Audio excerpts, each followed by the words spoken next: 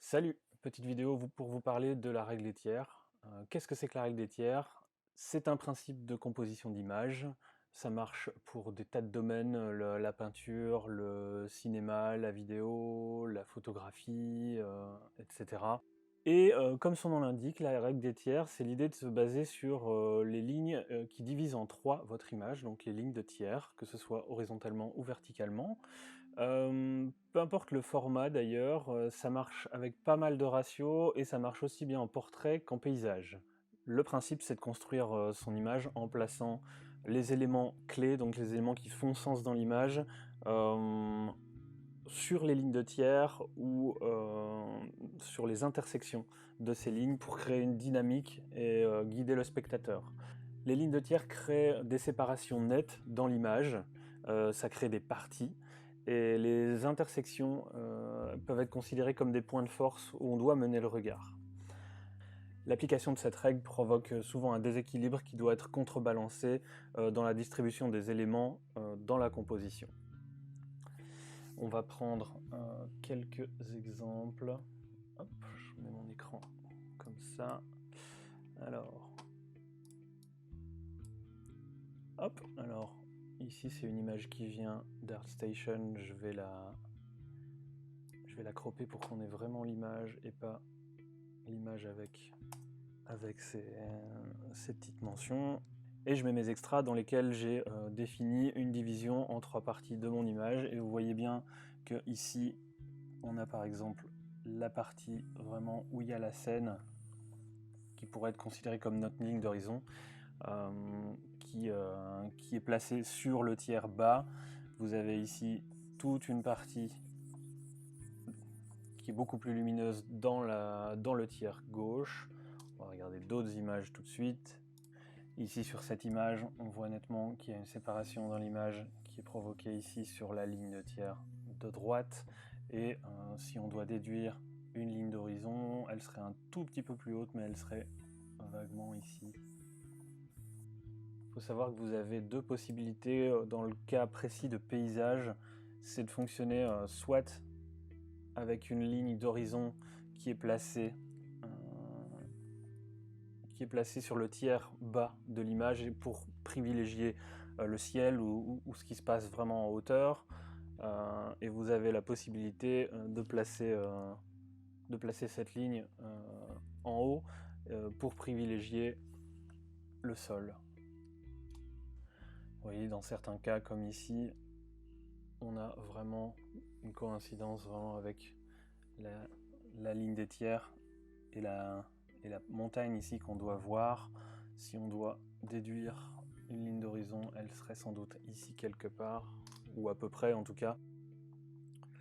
Et même dans le cas d'une image un peu plus complexe comme ici, vous voyez que si je reprends mes extras, vous avez quand même, si je regarde cette ligne-ci et cette ligne-là, la ligne horizontale, elle détermine vraiment le sol, mon sol. Elle crée aussi un cadre pour venir voir ici le personnage.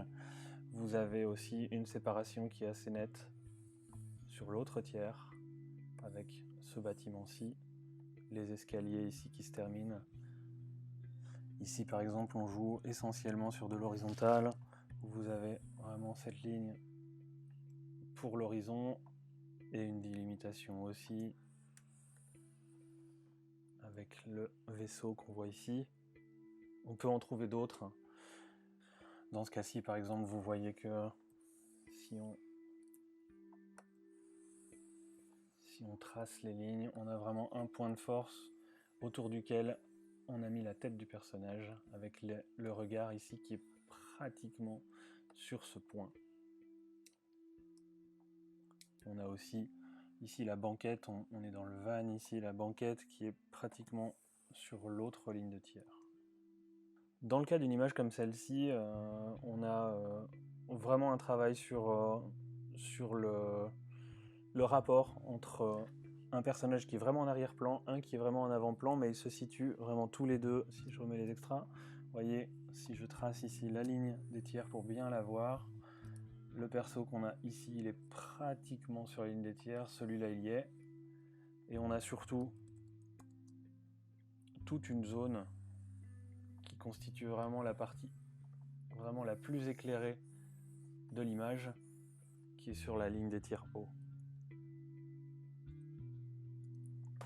Et alors si on prend des compositions un peu plus compliquées ou un peu moins nettes par rapport aux intentions, par rapport à ce genre de principe, on peut voir qu'on retrouve quand même une notion de tiers, parce que voilà, si je viens ici tracer ma ligne de tiers à gauche, on voit quand même qu'on a une partie de l'image qui est franchement ici l'endroit où il se passe vraiment quelque chose, et un endroit plus de libération ici qui est sur les 2 tiers restants, mais on a vraiment quelque chose qui se passe ici et surtout nettement ici.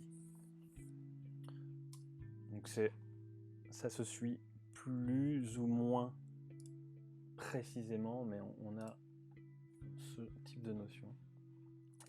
Et même dans le cas d'images un peu plus abstraites, comme ici avec Mark Rothko, vous voyez que quand je mets les extras, on est pratiquement sur une délimitation ici au tiers, dans le bas de l'image.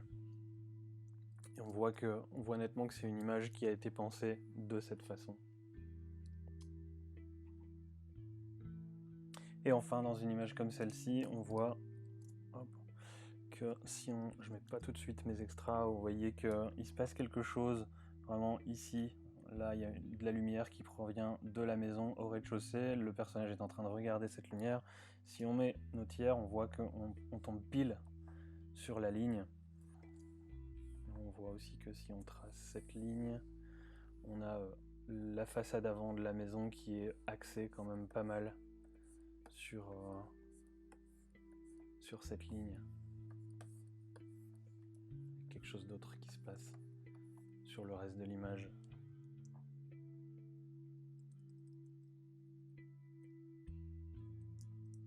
Et alors, dernier petit truc, je voulais vous parler de la règle des tiers et de son rapport avec le nombre d'or. Donc le nombre d'or, c'est quoi? C'est une proportion qui a été définie à la Renaissance, et peut-être même avant, pour une harmonie dans les proportions des choses, mais c'est encore plus vaste que sur une image, ça concerne beaucoup de choses. Le ratio du nombre d'or, c'est 1, 618. Quand on regarde la spirale d'or, ici, donc, qui est issue du nombre d'or, qui est dérivée du nombre d'or, on voit que la division ici qui est créée est pratiquement, donc on a cette dimension-là et cette dimension-là qui ont un rapport de 1, 618. Quand on regarde ces proportions-là, on est en fait dans le rectangle à 62% de la distance, donc pour faire vraiment clair, donc ça c'est 62% de ça, et un tiers, en fait c'est 66%, donc c'est 33, 33, 33. Donc on n'est pas très loin, donc c'est un autre procédé avec le nombre d'or, c'est quelque chose d'assez proche. Je ne vais pas vous expliquer le nombre d'or ici parce que c'est beaucoup plus vaste, et je pense que la règle des tiers c'est en quelque sorte un espèce de résumé ou un raccourci par rapport à cette règle-là. Toujours est-il que voilà, je voulais avant tout vous montrer des choses par rapport à la règle des tiers, par l'exemple, c'était important. C'est un principe de composition que personnellement j'applique beaucoup, parce que on peut être perdu des fois dans une composition, pas trop savoir par quelle boule prendre pour avoir quelque chose d'à la fois dynamique et d'équilibré. C'est un bon guide. Donc n'hésitez pas à vous en servir, et quand vous serez peut-être un peu plus habitué, n'hésitez pas aussi à briser de temps en temps cette règle pour avoir peut-être des choses qui apportent une dynamique un petit peu différente, mais toujours en restant dans cette recherche d'équilibre dans la dynamique que vous créez dans votre image. Voilà.